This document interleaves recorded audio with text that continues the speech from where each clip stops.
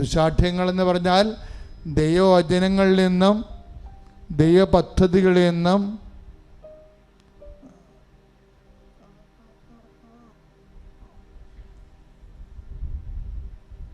മാറാൻ വേണ്ടി തീരുമാനം എടുക്കാതിരിക്കുക. ശാഠ്യങ്ങൾ നല്ലതാ, പക്ഷേ ബൈബിള് ദുശാഠ്യങ്ങളെന്ന് പറയണത് മോശമായ ശാഠ്യങ്ങളെയാണ് ദുശാഠ്യങ്ങളെന്ന് പറയണത്.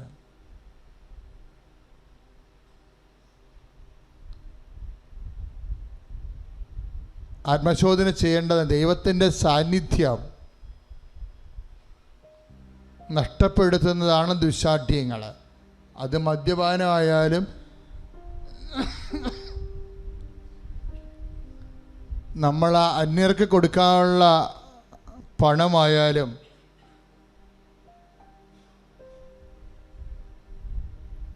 ചില ആൾക്കാരെ കൊടുക്കാനുള്ളതാണെങ്കിലും കിട്ടിയാലും നിങ്ങൾ കൊടുക്കാത്തവരുണ്ട്.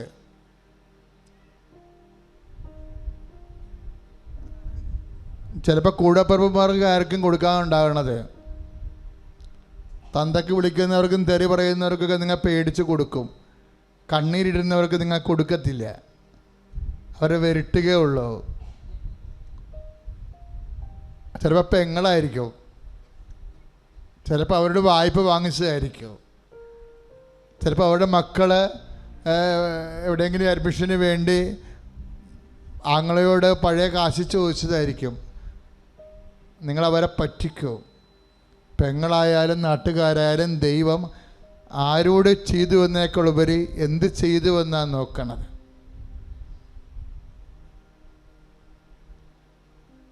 എന്താണ് നീ ചെയ്തതെന്നല്ലേ ചോദിച്ചത്. കായനോട് ചോദിച്ചപ്പോൾ എന്താണ് നീ ചെയ്തതെന്നാ ചോദിച്ചത്.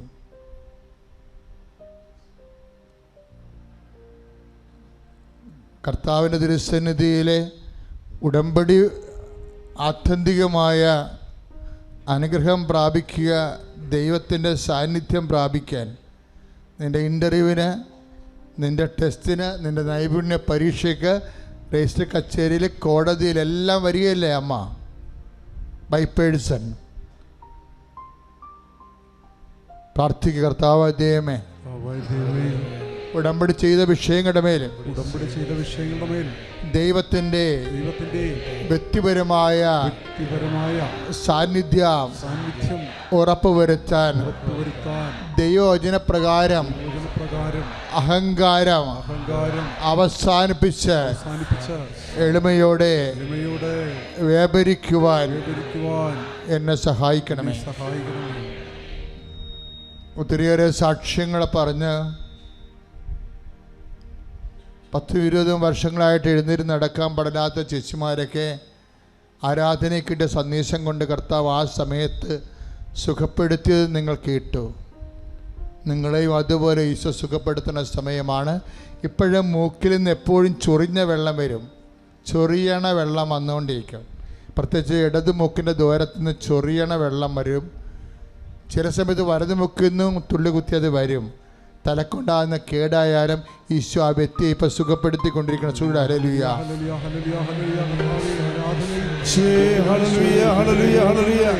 സുഖപ്പെടുത്തുന്ന ദൈവമേ, ഞങ്ങളുടെ വേദനകളെ അറിയുന്ന ദൈവമേ, ഞങ്ങളുടെ രോഗങ്ങൾക്ക് നൽകുന്ന ദൈവമേ, ഹല്ലേലൂയ ഹല്ലേലൂയ.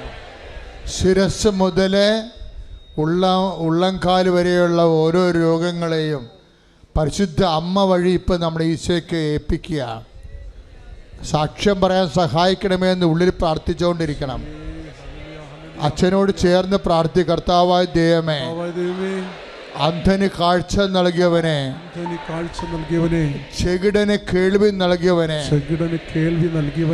ഊമന് സംഭാഷണ ശക്തി നൽകിയവനെ,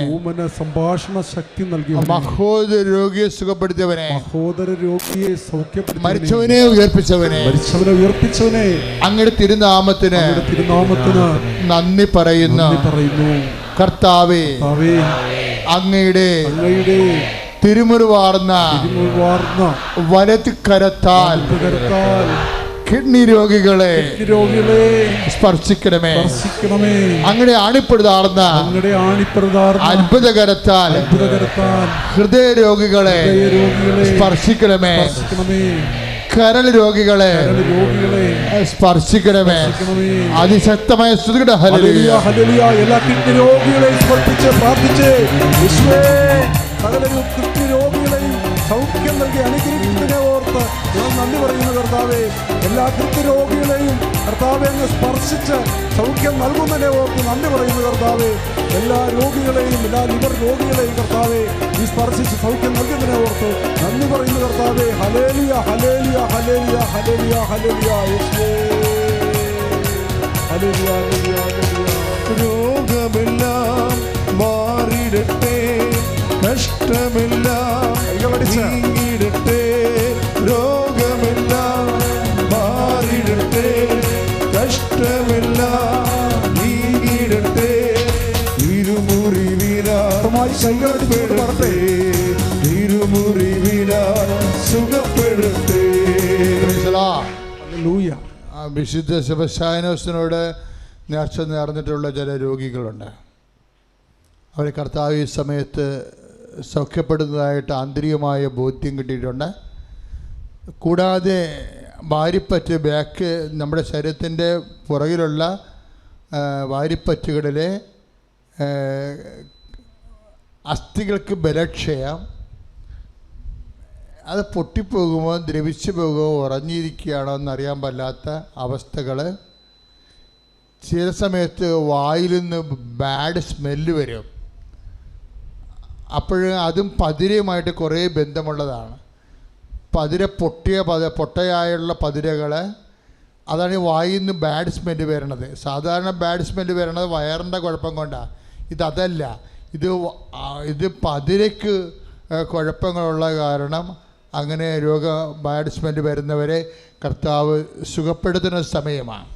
ഇത് കൂടാതെ അസ്ഥികളിലെ മാന്തി കഴിയുമ്പോൾ ചുമ്മാ ഇങ്ങനെ ചുവന്നുകൊണ്ട് വരും. നടു വിട്ടിരിക്കണ പോലെ തോന്നും. എഴുന്നേറ്റ് കഴിഞ്ഞാൽ തലയിൽ മിന്നിപ്പിടിക്കും. കണ്ണിൽ നിന്ന് പൂവിച്ച പോണവർ തോന്നും. വലത് കൈകൊണ്ട് അവന് ഒരത്തെ പിടിച്ചുകൊണ്ട് താങ്ങി നിൽക്കാൻ പറ്റത്തുള്ള ആ വ്യക്തികളെ കർത്താവ് സുഖപ്പെടുത്തിക്കൊണ്ട് ഞങ്ങളുടെ ശരീരത്തിന്റെ ബലഹീനതകള്, ബലക്കുറവുകള്, രോഗാവസ്ഥകള്, ആന്തരിക അവയവങ്ങളുടെ ബലഹീനതകള്, രോഗങ്ങള് എല്ലാം നീ വെളിപ്പെടുത്തിക്കൊണ്ട് സൗഖ്യം നൽകുന്നതിനെ ഓർത്ത് നന്ദി പറയുന്നു. ഹല്ലേലൂയ. ഉച്ചത്തിൽ വിളിക്കട്ടെ. ഹല്ലേലൂയ. സൗഖ്യദായക യേശുവേ. Hallelujah hallelujah hallelujah. ഒരുമിച്ച് പാടും.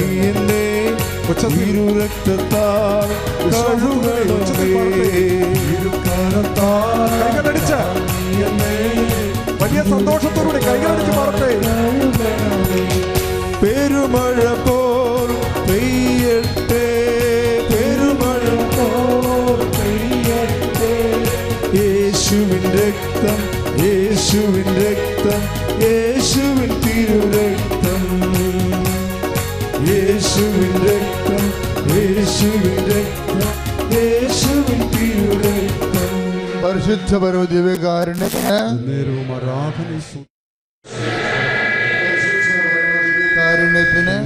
ആരാധനയും സ്തുതിയും പുകഴ്ചയും ഉണ്ടായിരിക്കട്ടെ. അച്ഛനോട് ചേർന്ന് പ്രാർത്ഥിക്കുക. കർത്താവായ ദൈവമേ, വാദരോഗികളെ, വെരിക്കോസിന്റെ അസുഖമുള്ളവരെ കർത്താവെ സ്പർശിക്കണമേ. വിസർപ്പ രോഗികളെ വിശുദ്ധ രക്തത്താൽ കഴുകണമേ. ഈശോയെ, ആന്തരിക അവയവങ്ങൾക്ക് ക്യാൻസർ ഉള്ളവര്, രക്തസ്രാവക്കാര്, സിസ്റ്റുള്ളവര്, മുഴകളുള്ളവര് യേശുനാമത്തിൽ ഈ നിമിഷം സൗഖ്യമാകട്ടെ.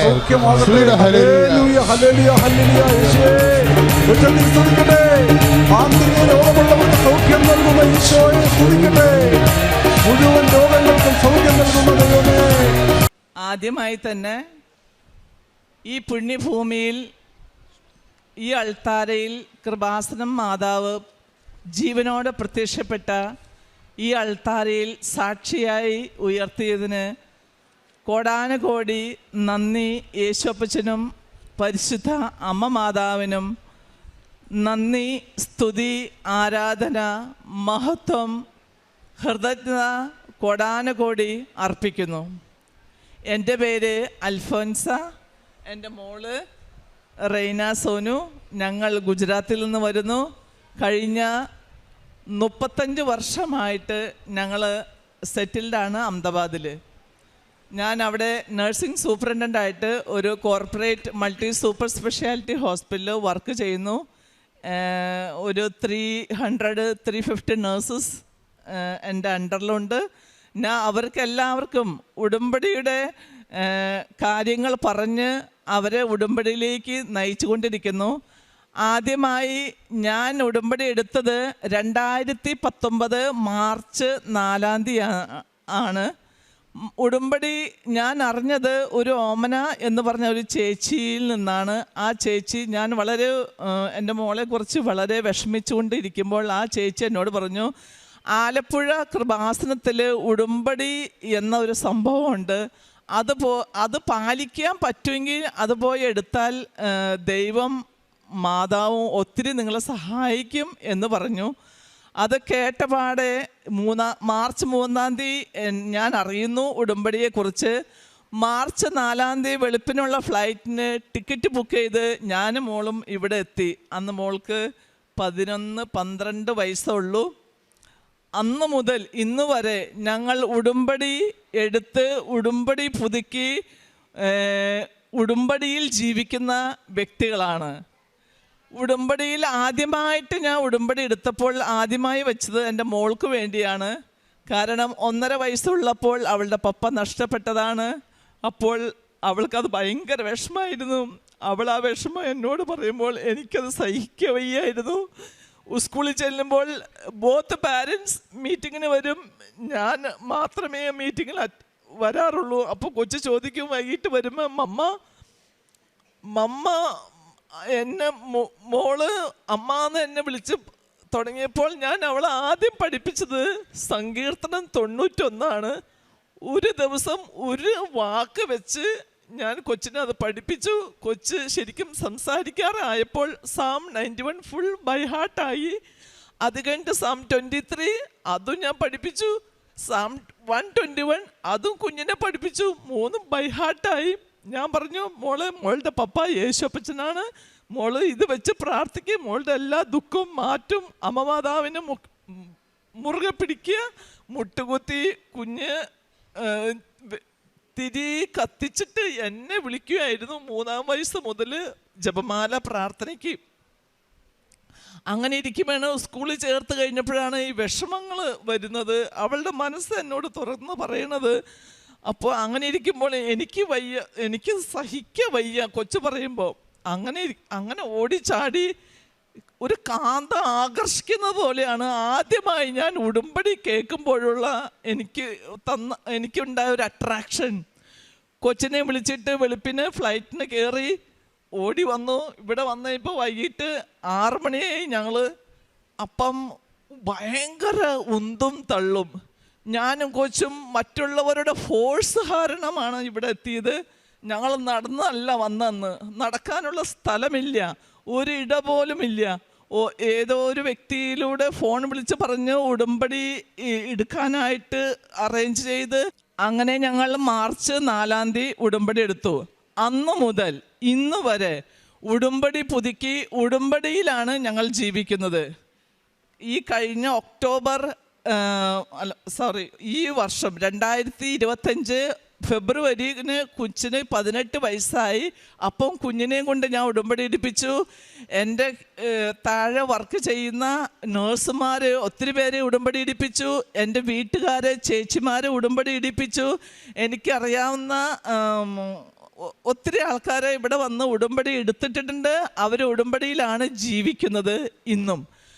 പിന്നെ ഞാൻ ഉടമ്പടിയിൽ വെക്കാത്ത കാര്യമാണ് എനിക്ക് വിദേശത്ത് പോയി ജോലി ചെയ്യുക എന്നുള്ളത്.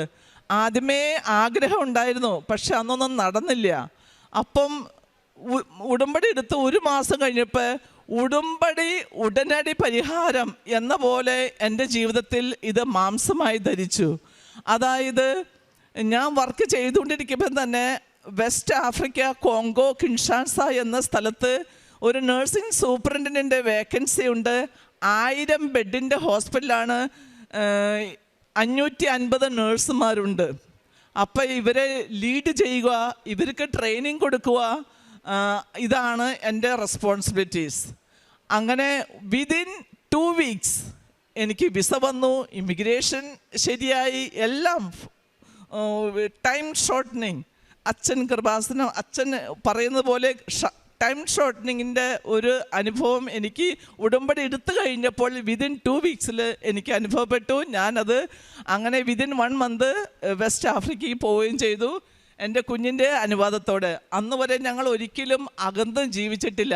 ആദ്യമായിട്ടാണ് കുഞ്ഞിനെ കോൺവെൻറ്റ് സ്കൂളിൽ ഹോസ്റ്റലിൽ വെച്ചിട്ട് ഞാൻ പോയത്. അവിടെ ചെന്ന് 1 മാസം കഴിഞ്ഞപ്പോൾ കുഞ്ഞിന് ഭയങ്കര വിഷമം എന്നെ കാണണമെന്നുള്ളത്, എനിക്കും അവളെ കാണണമെന്നുള്ളത്. അങ്ങനെ ഞാൻ അവിടുത്തെ സിഇഒനോട് പറഞ്ഞു, സാറ് പറഞ്ഞു ഇല്ല ഫാമിലിയെ അനുവദിക്കില്ല. I said no, I want to go, I should go, I want to bring my daughter, then only I can continue my work over here.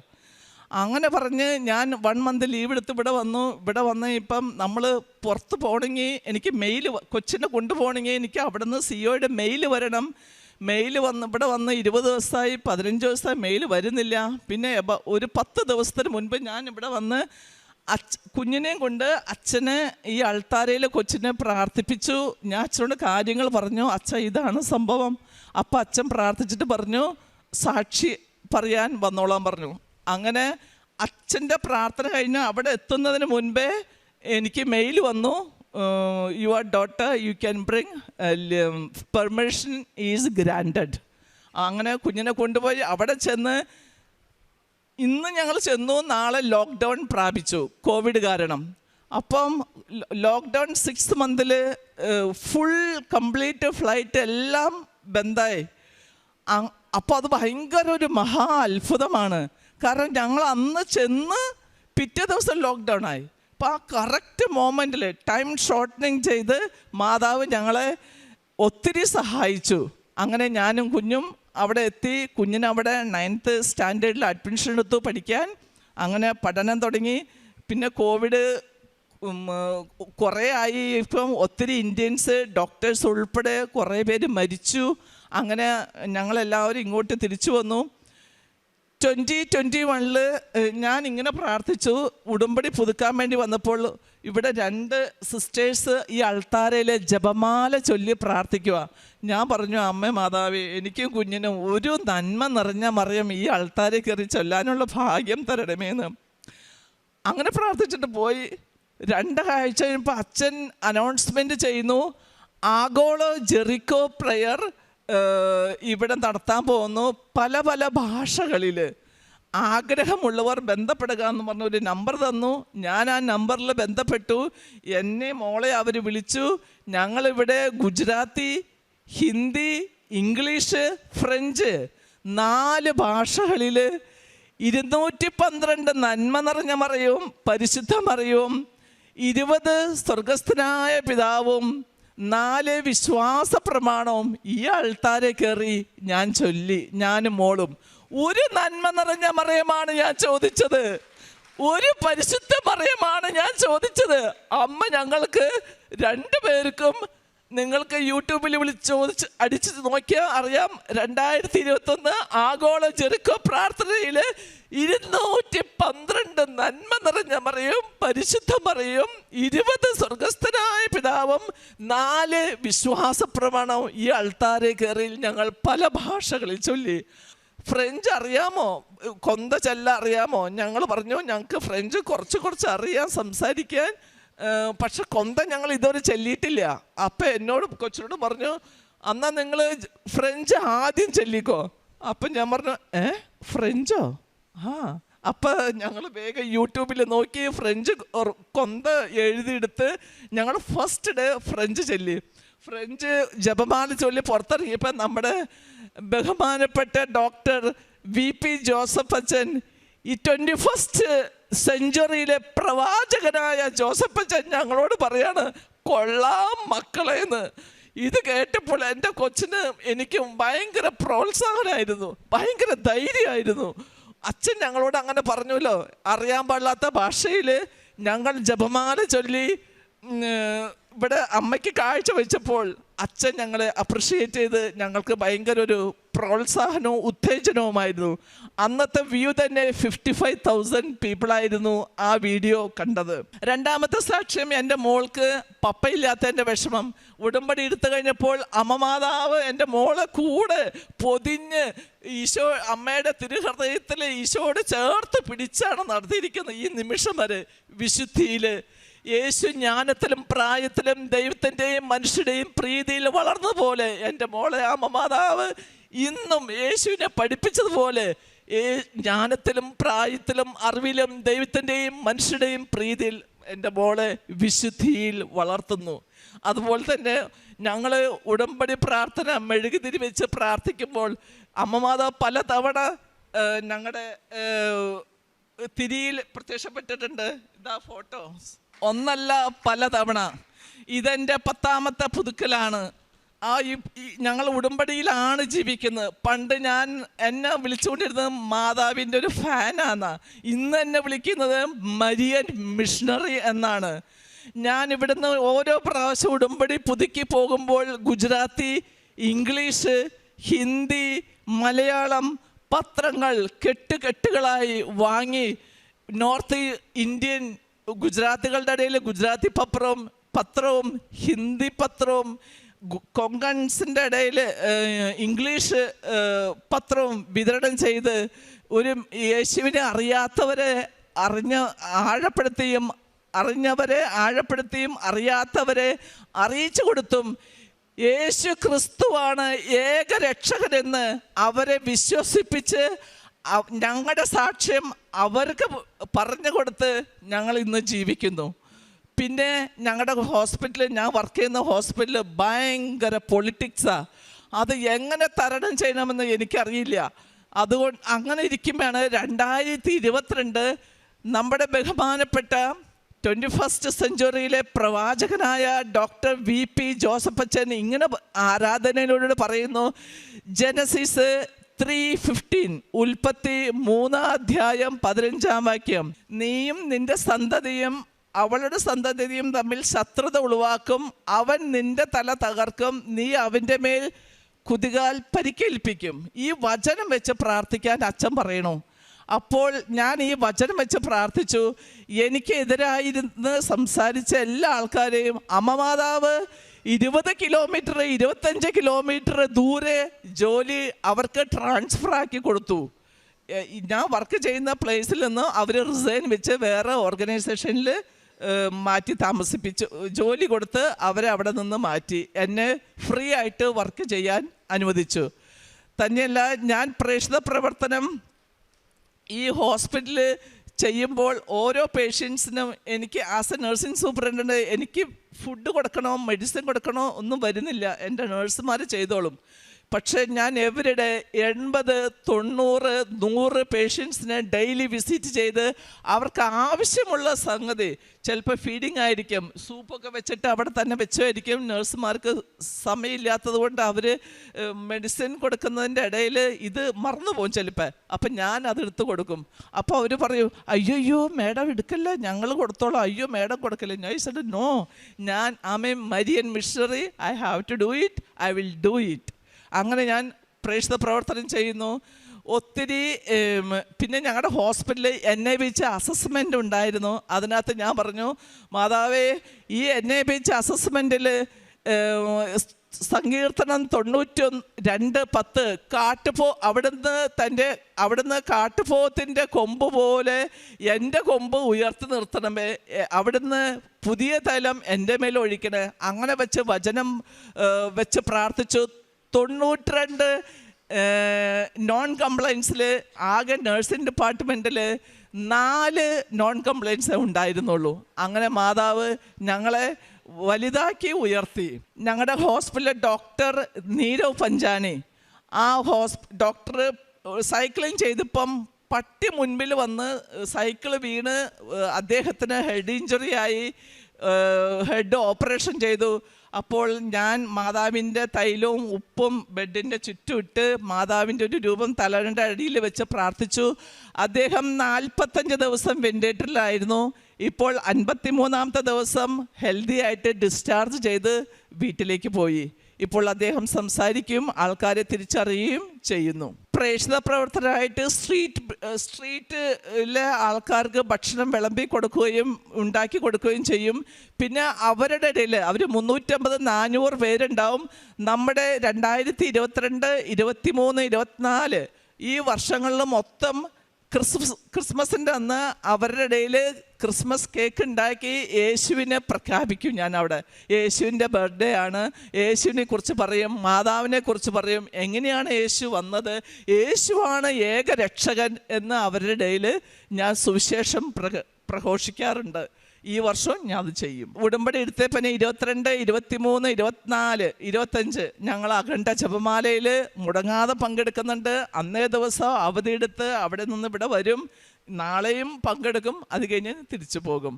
അമ്മ വഴി യേശു തന്ന എല്ലാ അനുഗ്രഹങ്ങൾക്കും കോടാനുകോടി നന്ദി, സ്തുതി, ആരാധന, മഹത്വം, ഹല്ലേലൂയ ഹൃദയത്തിൽ അർപ്പിക്കുന്നു. പിതാവായ ദൈവത്തിൻ്റെ നിത്യസ്നേഹം, പുത്രൻ്റെ കൃപ, പരിശുദ്ധാത്മാവിൻ്റെ സഹവാസം എന്നെ കേൾക്കുന്ന നിങ്ങളിലും ഞങ്ങളിലും നമ്മുടെ എല്ലാവരുടെ നിയോഗങ്ങളിലും ജോസഫ് അച്ഛനിലും ഇവിടെയുള്ള എല്ലാ ടീം അംഗങ്ങളിലും സമർത്ഥമായി ഉണ്ടാകട്ടെ എന്ന് പ്രാർത്ഥിച്ചുകൊണ്ട് എൻ്റെ ഈ ഉടമ്പടി സാക്ഷ്യം നിർത്തുന്നു. ഇനിയും ഞാൻ വരും സാക്ഷ്യം പറയാൻ. ഞങ്ങൾ ഉടമ്പടി എടുത്ത് ആഫ്രിക്കയ്ക്ക് പോയി. അപ്പോൾ അവിടെ ലോക്ക്ഡൗൺ ആയ കാരണം പള്ളിയിൽ പോകാൻ പറ്റിയില്ല, ഒന്നും ചെയ്യാൻ പറ്റിയില്ല, യേശുവിനെ സ്വീകരിക്കാനും പറ്റില്ല. അപ്പം ഞാൻ 3 മണിക്ക് എഴുന്നേറ്റ് പ്രാർത്ഥിച്ച് ഭയങ്കരമായിട്ട് കരച്ചില്ല. അമ്മേ, ഉടമ്പടി എടുത്തിട്ട് എനിക്ക് യേശുവിനെ സ്വീകരിക്കാൻ പറ്റുന്നില്ലല്ലോ, എന്താ ചെയ്യേണ്ടത്? അപ്പം ഈ എന്നോട് പറയാണ്, അമ്മയ്ക്ക് പ്രാന്തുണ്ടോ? ലോക്ക്ഡൗൺ ആയ സമയത്ത് ആരെങ്കിലും പള്ളി തുറന്ന് അമ്മയ്ക്ക് യേശുവിനെ തരുമോ? അങ്ങനെ പറഞ്ഞു. ഇവിടെ എന്നെ കളിയാക്കി. അപ്പം ഞാൻ പറഞ്ഞു, ഇല്ലടി, മാതാവ് തരും നമുക്ക്. അങ്ങനെ ഇരിക്കെ 11 മണിയായപ്പോൾ ഏതോ ഒരച്ഛൻ ഒരു മനുഷ്യൻ്റെ കയ്യിൽ 10 ഓസ്തി കൊടുത്തു വിട്ടിരിക്കുന്നു. ഈ ഹോസ്പിറ്റലിൽ വർക്ക് ചെയ്യുന്ന നഴ്സിംഗ് സൂപ്രണ്ടിനെ കൊടുക്കാൻ പറഞ്ഞ്. എൻ്റെ മാതാവേ, ഇതിലും വലിയ അത്ഭുതം എന്തോ ഉള്ളേ? സ്വപ്നത്തിൽ ഞാൻ രാത്രി 3 മണിക്ക് എഴുന്നേറ്റ് യേശുവിന് വേണ്ടി ദാഹിച്ച് പ്രാർത്ഥിക്കുമ്പോൾ പകല് 11 മണിയായപ്പോൾ ഇതാ യേശുവിനെ സ്വീകരിക്കാൻ പറഞ്ഞ് ഏതോ ഒരച്ഛൻ നഴ്സിംഗ് സൂപ്രണ്ടിന് കൊടുക്കാൻ പറഞ്ഞ് ഈ ഹോസ്പിറ്റലിൽ കൊടുത്തയച്ചേക്കണു 10 ഓസ്തി. അതിനകത്ത് എഴുതി വച്ചിരിക്കുന്നു, ഒരു മനസ്താപ പ്രകരണം, ഒരു വിശ്വാസ പ്രമാണം, സ്വർഗസ്ഥനായ പിതാവ് ജപമാല ചൊല്ലിയിട്ട് തിരി കത്തിച്ച് വെച്ചിട്ട് നിങ്ങൾ യേശുവിനെ സ്വീകരിക്കുവിൻ എഴുതി വെച്ചിരിക്കുക. ഇന്നും അറിയില്ല അച്ഛൻ ഏതാന്ന്. അങ്ങനെ ഒരു അത്ഭുതം ഉണ്ടായി. ഞങ്ങൾ എന്നിട്ട് പരിശുദ്ധ കുർബാന ഉപയോഗിച്ചത് അവിടെയുള്ള 550 നേഴ്സസ് ഉണ്ടല്ലോ, അവിടുത്തെ ആഫ്രിക്കൻ നേഴ്സസിനെയും മലയാളി നേഴ്സസിനെയും ഇന്ത്യൻ നേഴ്സസിനെയും ക്രിസ്ത്യൻസിനെയും എല്ലാവരും വിളിച്ചു കൂട്ടി. അവിടെ ഞാൻ ആദ്യം തന്നെ ഒരു കഞ്ഞിയും ചമ്മന്തി ഉണ്ടാക്കി. ഈ ജപമാല ചൊല്ലി കഴിഞ്ഞ് ഞങ്ങൾ അച്ഛൻ പറഞ്ഞതുപോലെ ആ കുറിപ്പിൽ ഇട്ടതുപോലെ തന്നെ മനസ്താപ പ്രകരണം ചൊല്ലി, വിശ്വാസ പ്രമാണം, സ്വർഗസ്ഥനായ ജപമാല ചൊല്ലി, തിരി കത്തിച്ച് വെച്ച് 2 തിരിയും, പച്ചത്തിരിയും നീലത്തിരിയും കത്തിച്ച് വെച്ച് ഞാനാണ് എല്ലാവർക്കും ഡിസ്ട്രിബ്യൂട്ട് ചെയ്തത് തിരുവോസ്തി. അത് കഴിഞ്ഞിട്ട് എല്ലാവർക്കും കഞ്ഞിയും പയറും ചമ്മന്തിയും കൊടുത്തു. അത് ഭയങ്കര ഒരു അത്ഭുതമായിരുന്നു. അത് ഇപ്പോഴും ചിന്തിക്കുമ്പം കോരിത്തരിക്കുക. ഭയങ്കര അത്ഭുതം. എല്ലാവരും ഭയങ്കരമായിട്ട് വിശ്വാസത്തിൽ വന്നു. അന്ന് ആഫ്രിക്കയിൽ ഒരു പ്രത്യേകതയുണ്ട്, അവർ മെഡിസിൻ കഴിക്കില്ല. ബൈബിള് എല്ലാവരുടെ തലവരുടെ അടിയിലുണ്ടാവും. അപ്പോൾ ബൈബിള് വെച്ചിട്ട് ഈ മെഡിസിൻ അവർ താഴെ ഇടും. ഈ പ്രാർത്ഥന കഴിഞ്ഞപ്പോൾ അവർ മെഡിസിനും കഴിക്കാൻ തുടങ്ങി, ബൈബിളും പ്രോപ്പറായിട്ട് വായിക്കാൻ തുടങ്ങി. അമ്മയിൽ വിശ്വാസമില്ലാതിരുന്ന എല്ലാവരും അമ്മയിനെ വിശ്വസിച്ച് ജപമാല ചെല്ലാൻ തുടങ്ങി.